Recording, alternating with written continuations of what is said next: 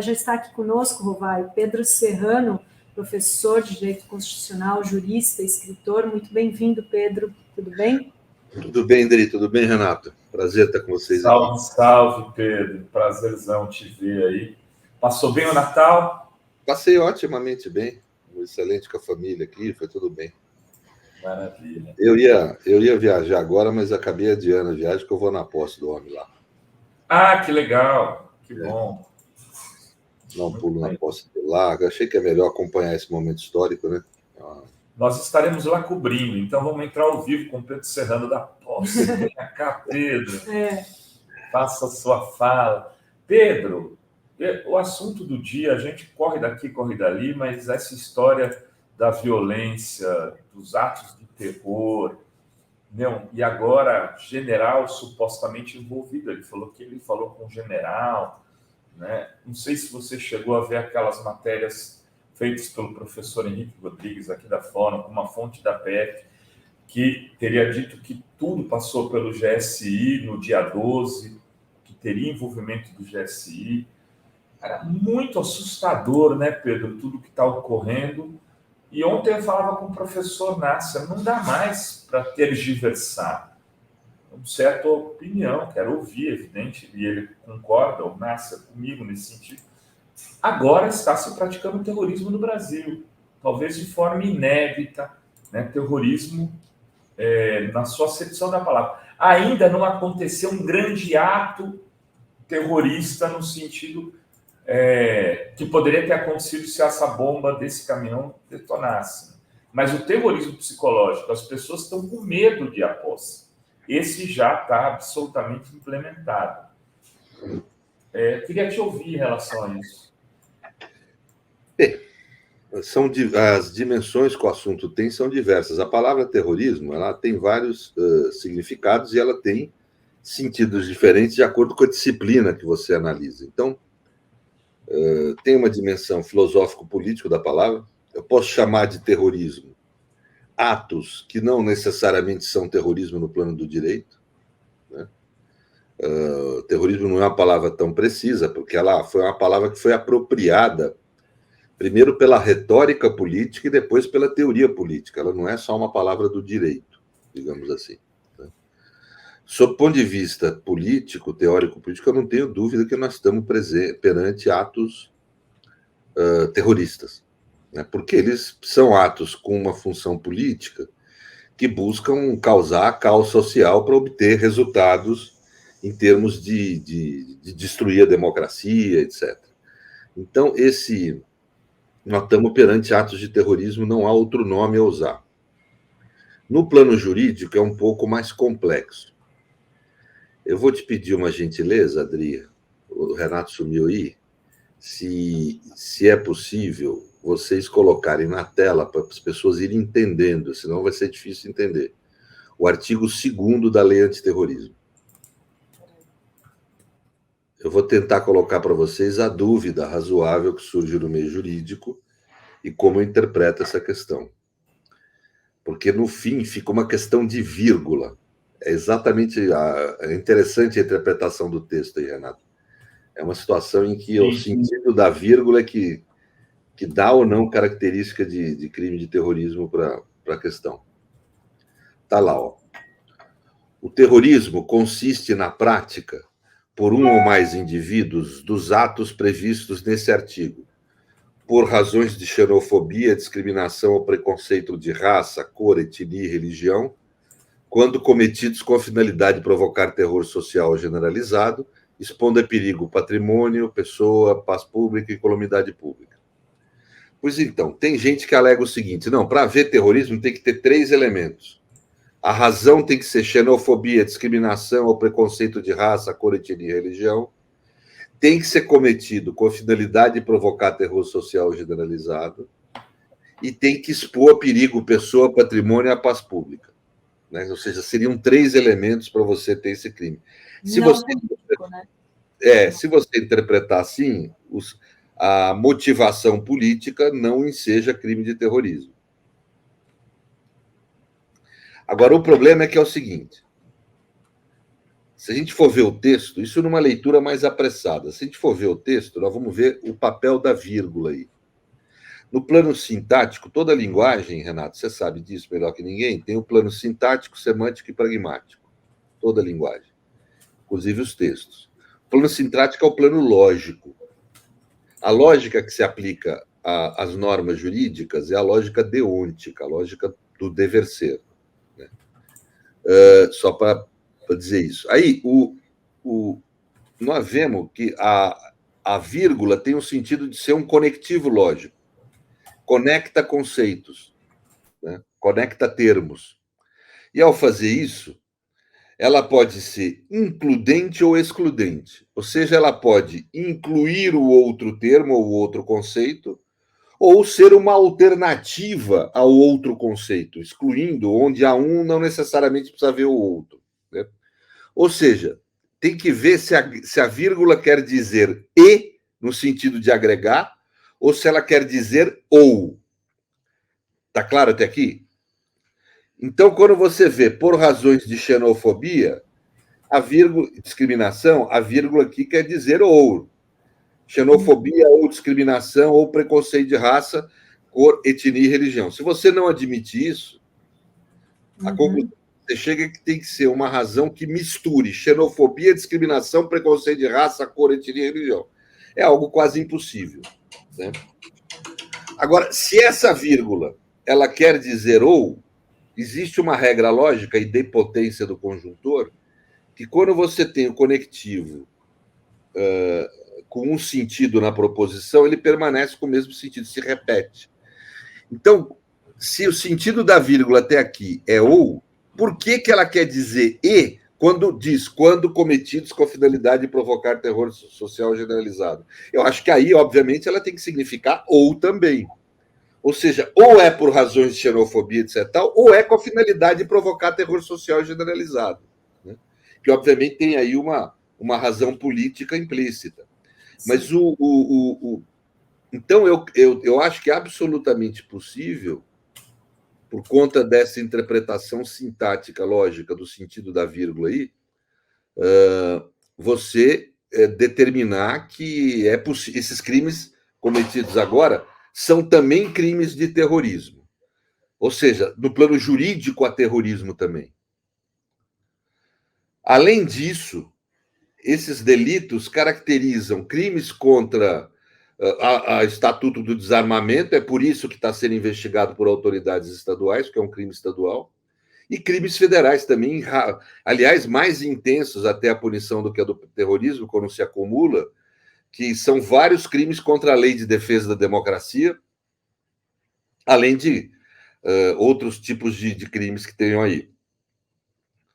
Então, nós temos crimes federais e crimes estaduais de qualquer modo, havendo ou não, aceitando-se ou não, a conduta como enquadrada nesse artigo 2º da Lei Antiterrorismo. Né? Aceitando-se ou não isso. É óbvio que eu faço isso com muita cautela, eu sempre tive muita cautela em usar a expressão terrorismo, não gosto. Porque, em geral, a palavra terrorismo é muito mais usada por mal do que por bem.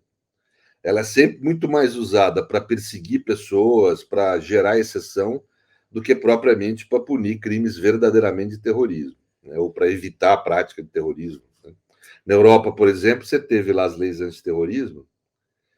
A Europa tinha realmente o problema de ações terroristas lá dos islâmicos, todo mundo viu isso, né? Do pessoal mais radical do islâmico, né? E por outro lado, mas acabou criando um segundo problema tão grande quanto o primeiro, que foi o tal do combate ao terrorismo. Acabou pegando um monte de inocente, gente que não tem nada a ver. Né? Então, o terrorismo, Mandela foi preso 25 anos por terrorismo. Então, sim, assim, tem que tomar muito cuidado. Eu também concordo. Tem que tomar muita cautela. Mas, nesse caso, é aquela situação assim que o núcleo duro de sentido da expressão está atingido. Quer dizer, é aquela situação que não causa dúvida. Se botar uma bomba no aeroporto com fim político para causar caos social e gerar estado de sítio não for terrorismo, o que é terrorismo? E com o objetivo de convocação das Forças Armadas para interditar o Estado democrático. Isso, é isso. É isso. E está no parágrafo 1 aqui, ó, usar ou ameaçar, transportar, guardar, portar consigo explosivos, né, para capaz de causar danos ou promover destruição em massa. Não tenha dúvida. Ô Pedro, né? Mesmo, vamos imaginar que se tivesse um processo revolucionário, né, e que algum grupo de extrema esquerda usasse isso, colocasse uma bomba no avião. Isso é o quê? Isso é terrorismo. Ou no aeroporto. Não, veja. Qual o nome que se dá para isso? É claro, e veja, é um instrumento de ação política extremista e violenta que se utiliza. Né? O Marighella, no manual do guerrilheiro dele, usa a expressão terrorismo. Nós temos que praticar terrorismo, tá? Usa esse tipo de expressão. Quer dizer, a expressão não é tão desprovida de sentido quanto acha. Né? Uma pessoa que resolve fazer revolução, ela sabe que ela está indo contra a ordem. Sabe que perante a ordem imposta, ela está cometendo crime. Isso é da vida, ué. Não estou indo contra a ideia de revolução necessariamente aqui. Estou só dizendo o que é. Por isso que chama revolução. Então, eu acho que esse tipo de situação, eu não tenho dúvida característica que é assim, a possibilidade do uso da expressão terrorista já estaria liberado pela teoria política, mas mesmo no direito é totalmente possível utilizar a expressão. No mínimo, você tem uma interpretação relativamente viável que justifica a utilização desse conceito. Então, eu acho que é isso. Mas, além disso, independentemente de haver juridicamente terrorismo ou não, existem gravíssimos crimes federais. E aí aponto a segunda dimensão do problema que eu vejo, Renato. É que, havendo crimes federais graves, a Polícia Federal e o MPF nada está fazendo quando milhares de pessoas correram risco de vida. Nós estamos falando, quando falamos de Polícia Federal e de Ministério Público Federal, da aristocracia do serviço público, que ganha os melhores salários. O Ministério Público tem 60 dias de férias por ano. 60 dias, o que nenhum outro trabalhador tem no país. Essa aristocracia, essa gente ultra bem remunerada, não está fazendo nada. Quando crimes federais gravíssimos foram cometidos. Essa gente que na Lava Jato vivia oriçada, a lei é para todos. Quais todos? É questão de perguntar. É evidente que há uma ação absolutamente comprometida dessas instituições com essa prática terrorista de extrema-direita. Não digo inteiramente da instituição, mas uma parte da instituição que tem poder o suficiente para mantê-la inativa ou leniente, lenta nas reações, né? Estão absolutamente comprometidas com isso. E ontem o ministro Flávio Dino, futuro ministro, declarou que existe envolvimento de agentes federais e que precisa ser investigado isso. Então, o que eu estou falando aqui é sério mesmo. Né? Eu já achava isso antes, porque eu estava vendo que tinha uma inação da Polícia Federal injustificável. Né? Tinha uma leniência, uma lentidão na reação. Você acredita que só ontem, ou antes de ontem, foi aberto inquérito para aquilo que rolou no começo do mês lá? Quer dizer, ou seja, é uma lentidão, ou então uma inação. Quando é lento é porque o cara quer escapar de falar que ele prevaricou, mas ele não quer agir. Então ele age lentamente. Não prevariquei, não, aqui, ó, brinquedo. Agora é engraçado, porque, Pedro, a Fórum deu a matéria com uma fonte da Polícia Federal, né? A gente publicou aqui, a fonte deu detalhes do como foi feita a operação, do qual participaram pessoas ligadas ao GSI, segundo essa fonte nossa. Não teve repercussão nenhuma na mídia tradicional, comercial. Por quê? Por uma questão numa questão que é gravíssima. E ninguém se deu o trabalho de sequer tentar construir outras fontes para poder verificar isso. É uma coisa que me assusta, inclusive. Porque, evidente, a gente tem uma limitação, a gente controla uma fonte, a pessoa não vai abrir sua identidade, é evidente. É uma pessoa de média idade dentro não é de hierarquia alta, não vai arriscar sua trajetória de 20 anos pela frente. Mas tem outras pessoas que podem abrir o bico, né? E se fez um silêncio sepulcral. Falando em silêncio sepulcral, o Bolsonaro ontem, ele fez um tweet na hora lá que se revelou o George Washington, falando sobre o preço dos combustíveis. Ele não falou um mais sobre isso. O ministro da Justiça não falou um mais sobre isso. O diretor da Polícia Federal não falou um mais sobre isso que está acontecendo. Quer dizer, é uma loucura. E não, eles não estão sendo cobrados por isso. A pauta da mídia comercial tradicional é se a Tebet vai ser ministra do Planejamento ou não. Isso é uma coisa que quem vai resolver é o Lula ali com a Tebet. Tem importância? Tem, mas nenhuma importância do tamanho que um ato desse, o significado que poderia ter para a nossa democracia se aquela bomba tivesse explodido. E se aquele dia 12 não tivesse sido interrompido, porque o interesse deles era atuar em escalada, Pedro. Eles queriam continuar. Não, e é um problema que nós temos, né? Quer dizer, grave. Nós estamos tendo terrorismo de extrema-direita no Brasil, ponto. Né? É evidente que o crime de terrorismo é que nem o de golpe de Estado. Ele só tem sentido de ser capturado antes dele ser feito, porque depois que ser feito, a desgraça está montada. Né? Não é o fato dele não ter se realizado que a gente não tenha conduta. Inclusive, a gente viu pela lei. Basta portar, vamos dizer, o artefato com a finalidade de causar o ato que já caracteriza o ilícito. Então, mas não é nem por isso, é porque realmente eu acho que a mídia está desatenta no plano estrutural, social, político. Não há nada mais grave nesse momento e mais relevante do que esse tema dessas práticas terroristas, das ilegalidades que estão havendo. Eu acho que há uma leniência, novamente, das estruturas de investigação do Estado, e há uma leniência de parte da mídia também, que leva isso aí muito numa tranquilidade. É meio numa lógica do seguinte: PT e bolsonarismo são iguais, estão competindo, e esse negócio do bolsonarismo ele é radical mesmo, mas o PT é também, que não é verdade. O PT é a esquerda mais moderada da América Latina, né? Uma das mais moderadas do mundo. Leiam o programa do Partido Trabalhista inglês. A mídia... É que também nós temos muito jornalista ignorante hoje, Zé. As redações não podem mais pagar pessoas qualificadas, então nós estamos caindo muito o nível também do jornalismo. Se eles tivessem o mínimo de capacidade intelectiva e estudassem o assunto, iam ver que você está tratando de uma das esquerdas mais moderadas do mundo. Né? Então, eu creio realmente que há essa questão falsa, da falsa equivalência entre a extrema-direita e o centro-esquerda, né?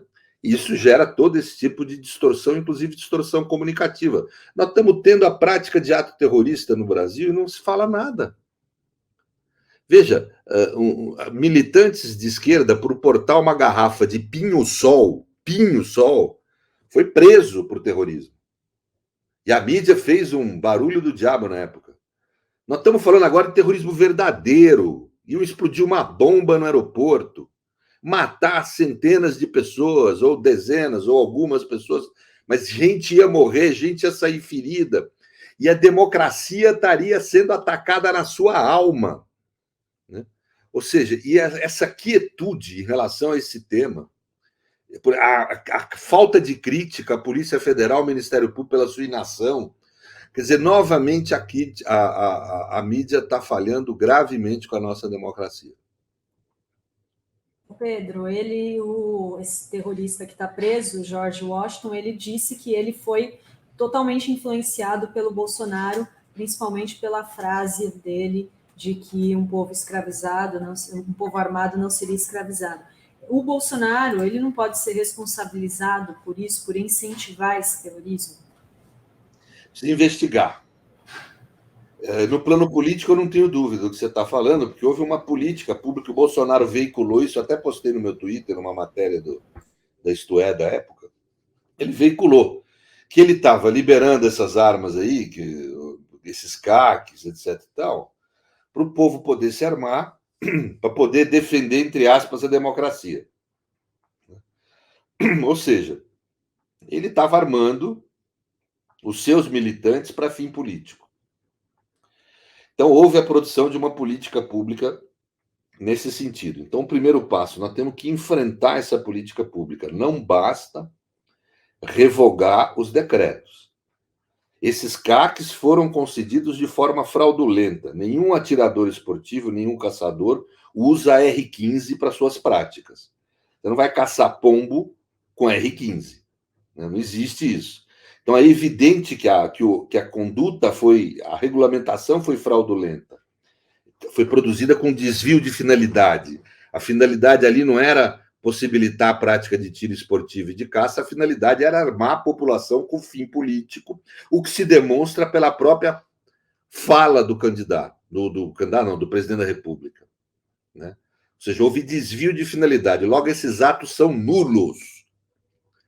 Eles têm que ser anulados e as pessoas devolverem as armas.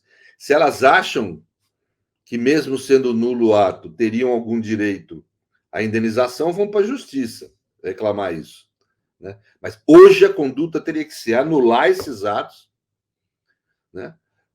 Declará-los nulos, e a administração pública pode fazer isso independentemente do judiciário, ela controla a validade dos seus próprios atos, né? E determinar o recolhimento dessas armas, porque só revogar, como a turma está falando, Renato, nossa turma está falando, vai resolver o problema daqui para frente, mas não resolve esse arsenal que está na mão de bolsonaristas. Não é pouca arma. Não é pouca arma, nós temos que recolher esse arsenal. Né? O primeiro passo é tornar nulo e tornar, vamos dizer, crime a posse dessas armas. Quem não devolver num determinado prazo vai estar cometendo crime. Depois é acionar a polícia para ir capturando as pessoas que estiverem portando ilegalmente fuzis, etc. Mas o que eu queria destacar é isso, quer dizer, essa é a primeira medida em que a fala do Bolsonaro repercute. Ela repercute para demonstrar que houve um desvio de finalidade nessa liberação excessiva da possibilidade de compra de armas pelos CACs. E o governo precisaria agir em relação a isso. E, infelizmente, inclusive no governo provisório, eu só ouvi falar pela mídia até agora de revogação das portarias. É óbvio que tem que ser revogado, mas tinha que ser feita essa outra medida que eu estou falando aqui. E a segunda questão que eu acho relevante é você levantar a hipótese de Bolsonaro estar criminalmente envolvido nessas condutas. Isso precisa investigar, não dá para falar. É irresponsável você dizer que Bolsonaro está envolvido nessa tentativa de atentado. Precisa investigar. Se encontrar isso pelo caminho, sim, aí é uma outra condição. Hoje não dá para afirmar isso, porque não há dados aí, não há materialidade nesse tipo de conduta. Né? Agora, existe a suspeita grave que existam agentes públicos envolvidos nessas questões. Né? Aí precisa investigar, se descobrir isso, e aí você vai subindo.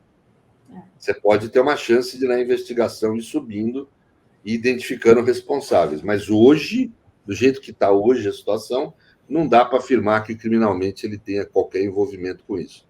Mas dá para afirmar que houve uma política pública que implicou em fraude e desvio de finalidade na concessão desses CACs. Agora, o que a gente estava falando, como que um leigo coloca um detonador numa bomba, como que transporta 160 mil em armamento, Não, o sujeito aparentemente não tem recursos para isso. Pois é, alguém vai saber. Alguém comprou essas coisas para ele, né? Quer dizer, parece que o sujeito se muda para Brasília de um mês para cá e compra essa. Em novembro, aluga um apartamento no Airbnb, traz de carro todo esse arsenal e instala um detonador remoto numa bomba. Como ele aprendeu isso? Vem num vídeo na internet? É óbvio que tem muita coisa suspeita aí. Eu creio. Agora, o problema maior é a gente não ter a estrutura de investigação federal fazendo o trabalho que tem por dever fazer, né? Eu daí ia perguntar isso, Pedro. Teria uma estrutura federal. O que precisa ser feito no dia seguinte que assumir? Então, em relação a esse tema, primeiro, declarar a nulidade dos CACs concedidos. Isso é muito importante, Renato. É muito importante, porque isso dá o instrumento jurídico para recolher esse armamento. Mesmo que não consiga recolher tudo no primeiro momento, quem for pego depois portando fuzil é crime de porte de arma, que é um crime grave. O cara vai para a cadeia. Muita gente vai devolver o material e outros vão ser capturados, mas possibilita a captura. digamos assim.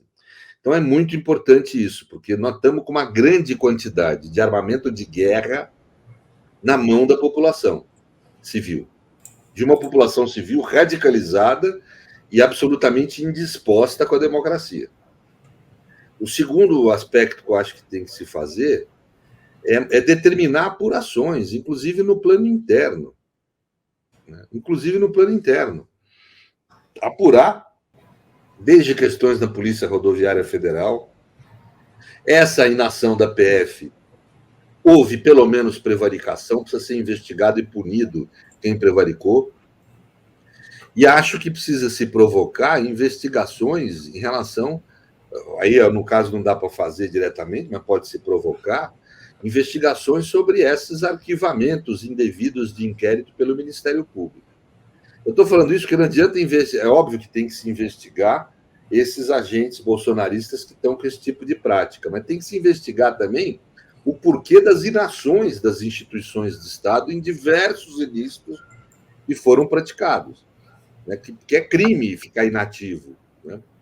Então, eu acho que é investigar tanto a máquina administrativa que foi coautora desses ilícitos, que participou desses ilícitos pela sua não ação, pela impunidade que gerou, e investigar também os ilícitos que estão sendo feitos e tomar medidas. Por exemplo, manifestar em frente ao quartel é crime.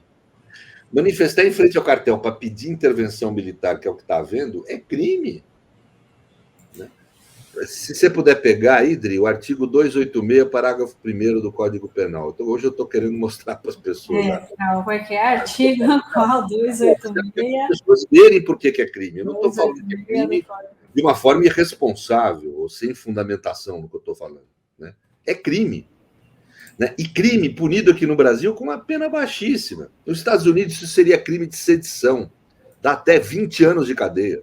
Os Estados Unidos, que eles vivem falando, e lá tem direito de livre expressão, para sedição não tem lugar nenhum. Para atacar um dos poderes constituídos, nenhum país, nenhuma democracia do mundo deixa de considerar crime. Né? Então vamos lá. Incitar publicamente a prática de crime.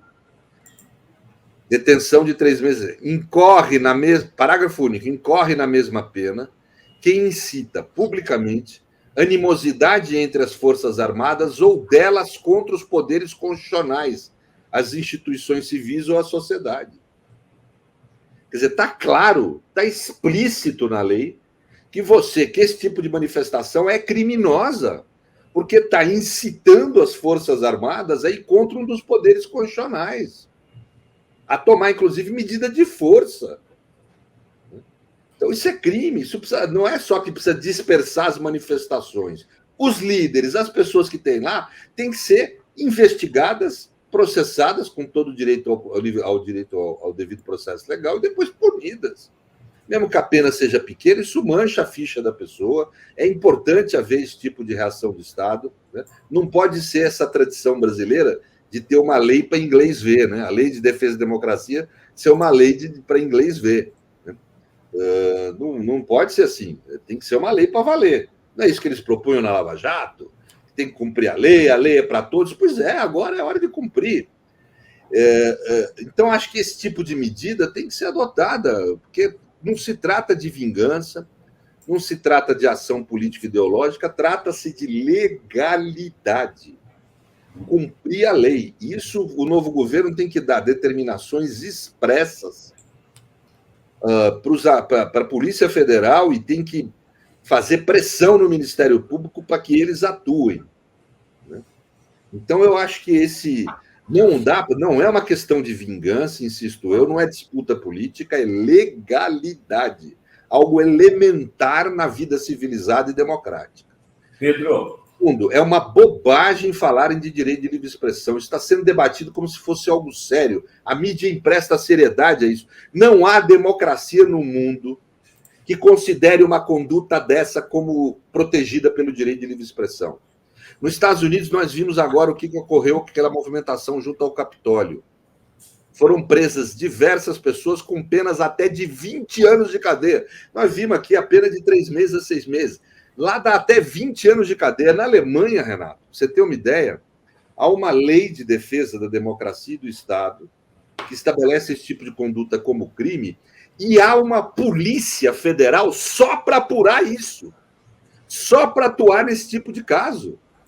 Há uma polícia montada só para isso. Quer dizer, então, essa bobagem de dizer que democracia pressupõe poder ter direito à livre expressão, livre explosão, né? Ou seja, isso aí não tem sentido. Isso não é democracia. Isso é promover a barbárie, promover o caos, promover a anarquia para destruir a democracia. Nós não podemos permitir. E, por último, isso mostra o quanto é falso o discurso da maioria das nossas Forças Armadas e da extrema-direita brasileira quando diz que opera em favor da ordem. Quando o ataque à ordem é feito pela extrema-direita, eles se calam, não fazem nada.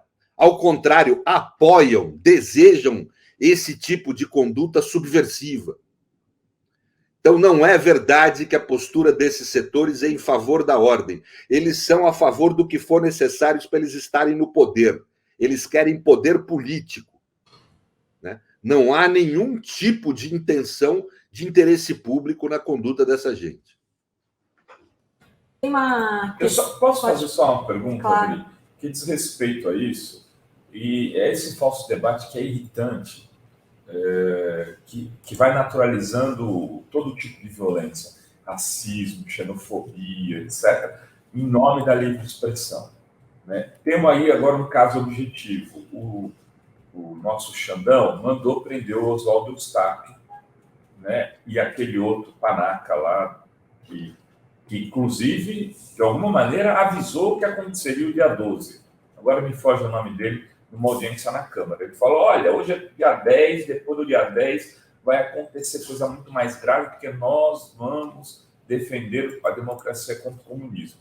E aí, tem muita gente querendo discutir, por exemplo, a postura também do Constantino e do Paulo Figueiredo, que de Miami, né, fora do Brasil, ficam incitando a violência aqui e incitando as pessoas a irem para o quartel. O Constantino chegou a falar numa live com o Roberto Jefferson que, dependendo do que fosse, ele pegaria em armas para defender aqui o governo Bolsonaro. Os dois começaram a falar, ele falou, não é só pena, não, eu tenho arma e tal. Esses casos, Pedro, que parecem estar no âmbito da livre expressão, em que momento que eles podem ultrapassar isso? Porque, tudo bem, ele não pegou a arma, né? Mas ele está mandando outros fazerem, está incitando outros a fazerem o tempo todo, usando veículos de comunicação, no caso, concessionários do Estado, porque a televisão da Jovem Pan ela tem uma concessão pública, né? Não é só um canal de internet. A despeito, queria até te ouvir também em relação a isso, estando na internet ou não, quais são esses limites?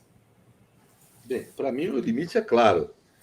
Um déficit do nosso, que foi feito nas últimas decisões judiciais, é não estabelecer, talvez, a interpretação correta que estabelece os limites desses direitos.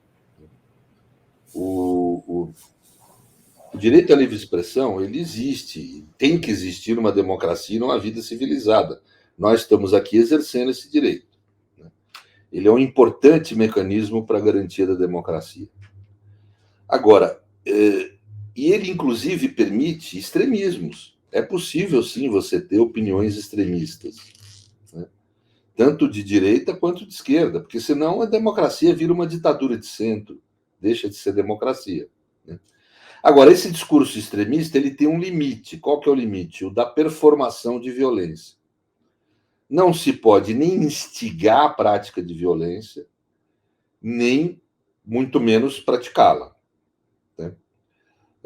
Então, por exemplo, se um cara de extrema-direita, eu vi lá eu tenho feito uma pesquisa e tenho visto alguns documentários e programas daquele Brasil Paralelo. Vi lá gente falando de performação de violência no futuro, precisamos transformar a sociedade, aí tudo bem. Aí é um discurso mais teórico, mais assim, desprovido de sentido prático e concreto. O que não pode haver é, por exemplo, isso. Você chegar agora no momento concreto, geográfico, historicamente extremamente localizado, né?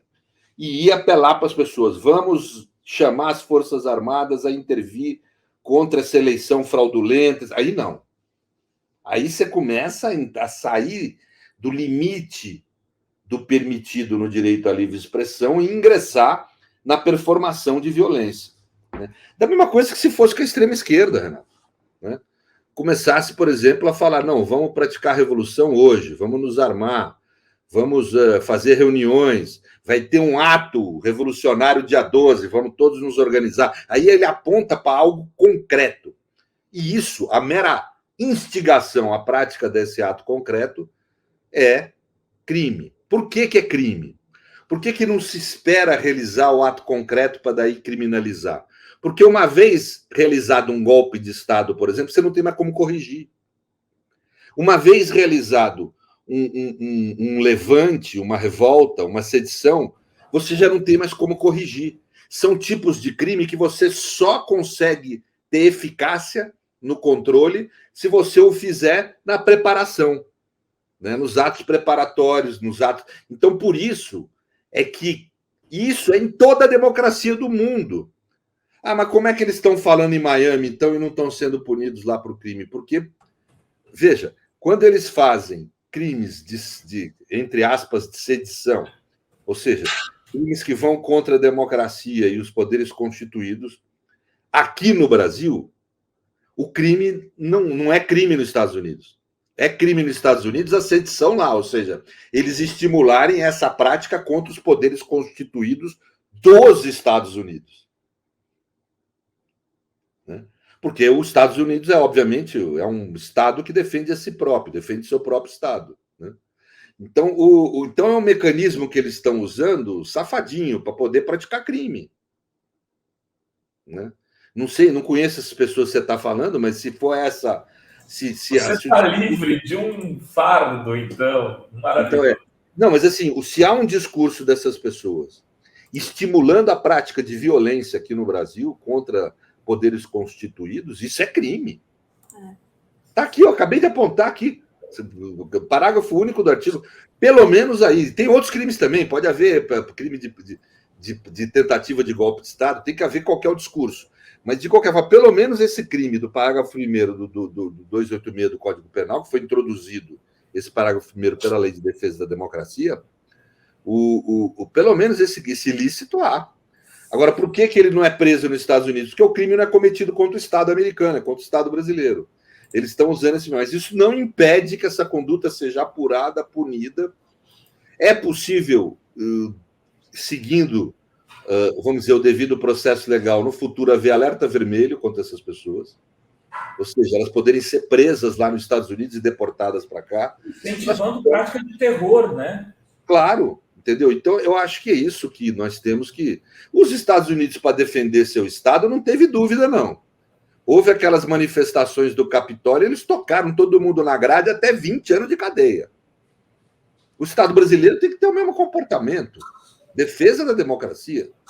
A Alemanha acabou, por conta dessa legislação que eu falei aqui, e dessa polícia constituída só para fiscalizar extremismos, né, e eventualmente punir performações de violência, ela acabou de prender diversas pessoas que estavam fazendo reuniões com finalidades que eles imputaram como terroristas.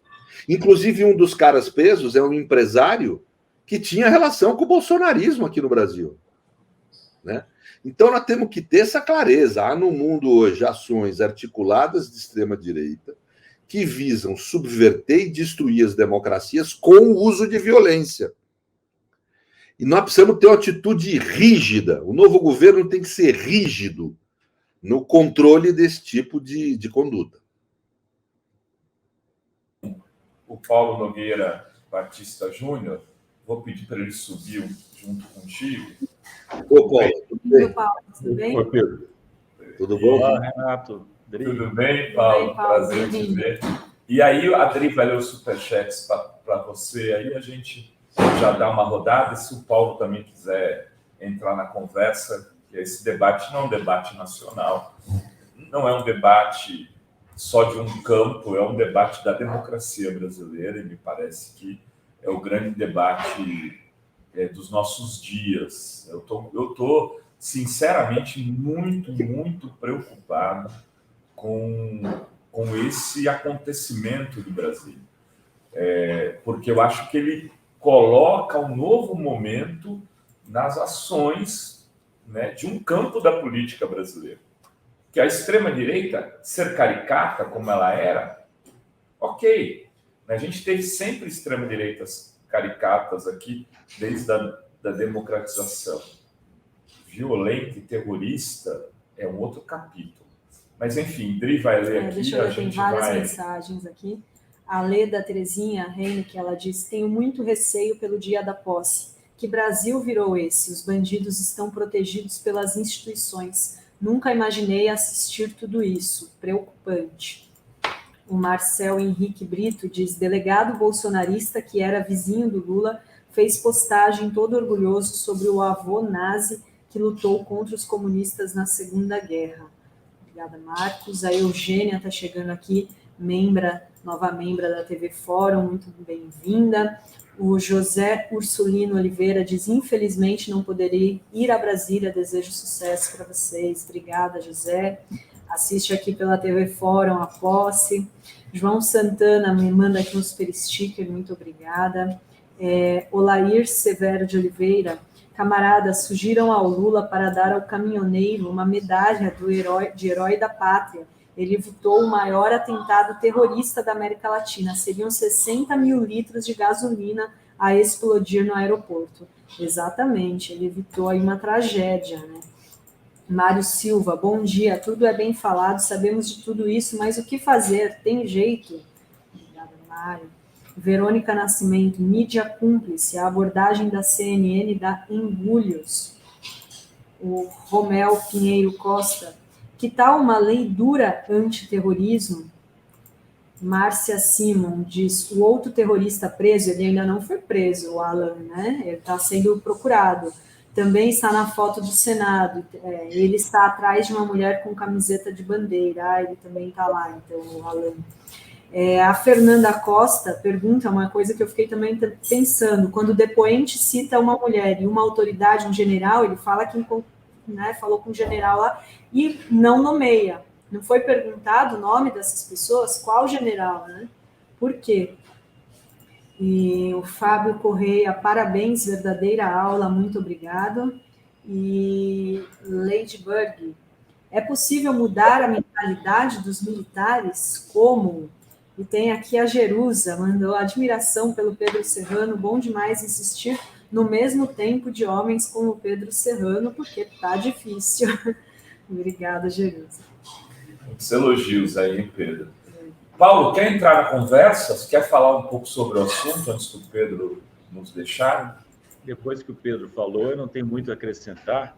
Eu só diria o seguinte: eu me preocupo há muito tempo com a segurança pessoal do Lula, porque o Lula, nós estamos na dependência muito grande de uma única pessoa, a posição frágil, a do Brasil, né?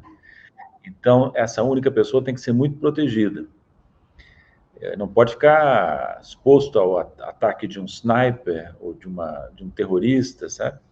Isso acontece. Nunca aconteceu no Brasil, que eu me lembre, mas aconteceu em outros países. Temos o caso do Kennedy, o caso do John Kennedy, o caso do Bob Kennedy, o caso do atentado contra o De Gaulle. De Gaulle estava vestido com um casaco à prova de balas, mas um sniper de um prédio mirou na cabeça dele e por pouco não acertou, nos anos 60, entende? Então, há precedentes disso e tem que tomar o maior cuidado. Nós precisamos de um presidente da República e não de um mártir. Então, eu faria tudo para manter o Lula em segurança nesse momento tão delicado. A gente defendeu, inclusive, que a posse seja um ato só simbólico, que não tenha... Agora tem outros falando de Papa móvel, né? Um Lula móvel, que fosse com blindado. Eu acho essa hipótese razoável, dado o momento. Né? Não sei. E aí queria até para o Pedro, antes de nos deixar aqui, falasse um pouco sobre isso também, sobre a segurança do Lula, dialogasse com os nossos 6.430 que estão assistindo nesse exato momento. Eu vou dar aqui, ó, o YouTube, ó, me puxou a orelha. Vocês têm uma baita audiência e ninguém curte o canal de vocês têm que curtir e se inscrever. Segundo o YouTube, o nosso canal era para ter 1 milhão de inscritos. E a gente está com 360 mil. Então, tem muita gente que não se inscreve e muita gente que não curte. Eu até entendo, as pessoas são daquelas lá, estão aqui tendo uma aula e é muito legal e a gente acha muito bom. Mas só dá uma curtidinha, não paga nada, se inscreve, não paga nada. Não precisa nem pagar, é só fazer isso. Pedro Serrano, meu amigo. Bem, eu agradeço muito o convite, viu, Dri, viu, Renato? Sobre essa questão da posse, a gente tem que lembrar que o sujeito, o delegado que vai ser indicado como delegado diretor-geral da PF, agora no governo Lula, é um especialista em segurança de autoridades. Né? Portanto, o Lula está bem cuidado nesse aspecto. Agora, eu espero que obedeça às recomendações, por exemplo, de ir não desfilar em carro aberto. A PF já deu, pelo que a mídia noticiou, essa recomendação a ele. Então, eu acho que as recomendações têm que ser seguidas de forma estrita. Né? Não dá para Lula, nessa situação, desfilar em carro aberto. Agora, por outro lado, não dá também para se deixar afetar tanto por esse tipo de violência simbólica e real que nós estamos tendo aí nesse momento. Né? Não dá para... A gente tem que mostrar para essa gente que nós temos firmeza, quer dizer, então nós temos que ir para a posse, temos que comparecer, né? O risco, não há um risco excessivo, a meu ver, para as pessoas que estão lá. Pode haver algo? Dá para dar um atestado para dizer que nós... Claro que não, como bem lembrou o Paulo, qualquer posse de qualquer presidente pode trazer esse tipo de situação, né? Eu acho que a cautela em relação ao Lula tem que ser maior, porque nós estamos numa situação que nós dependemos de um homem só, né? Ou seja, se você matar esse homem, muda todo o quadro político de uma forma muito radical, né? É uma situação de fragilidade que nós temos. Então, o Lula tem que ser muito bem cuidado, mas as pessoas não têm motivo, a meu ver, para não comparecerem lá. Nós vamos ter especialistas em segurança que estão orientando como deve ser o evento. Acho que não há um risco grave na situação. Risco sempre há, porque trata-se de uma posse presidencial. Qualquer posse traz riscos, né? Mas acho que a gente tem que confiar nessas estruturas montadas a partir da segurança do presidente Lula e do evento, né? Mas é isso, não devemos esmorecer no nosso ímpeto, não devemos ficar com medo de ir para Brasília, não é o caso. Muito obrigado, Adri, muito obrigado, Renato, muito obrigado, Paulo. Grande Pedro. Muito obrigado, Pedro.